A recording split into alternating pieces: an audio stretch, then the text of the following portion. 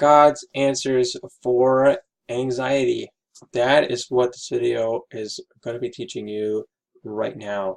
We're going through the 12 principles of being renewed.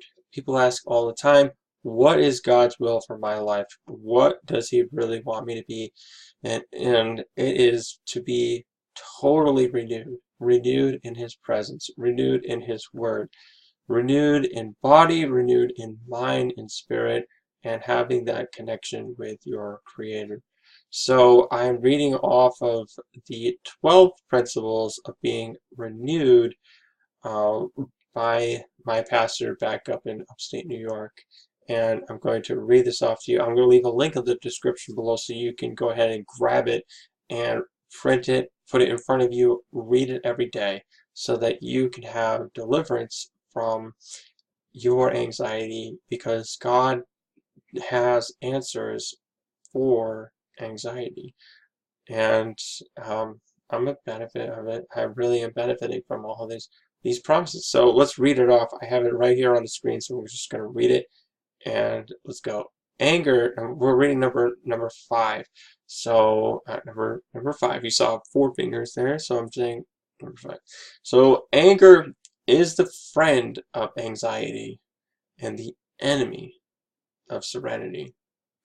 Ephesians chapter 4 verse 26 from the King James Version, it says, be ye angry and sin not. Let not the sun go down upon your wrath. Now, when you really think about that anger is the friend of anxiety, you hear a lot of people, they will think really angry thoughts, and they think that being angry is anger really is a belief. You know, anger is the belief that like it could be a temporary anger, it could be, you know, prolonged anger, but you can see the pain in people's faces, and you know what I'm talking about. If you work at a dead-end job, you can just see these people where their faces are just loaded with anger. They're constantly angry, either because their finances are stressed, they're living in debt, they're burying themselves in debt, which is a terrible thing, and they have not found their purpose, and their life is more than half over. They still haven't found their purpose. And so they're just angry people. But anger is the friend of anxiety. You know, and the enemy of the sworn enemy of peace. And the Bible says to be ye angry and sin not. Let not the sun go down upon your wrath.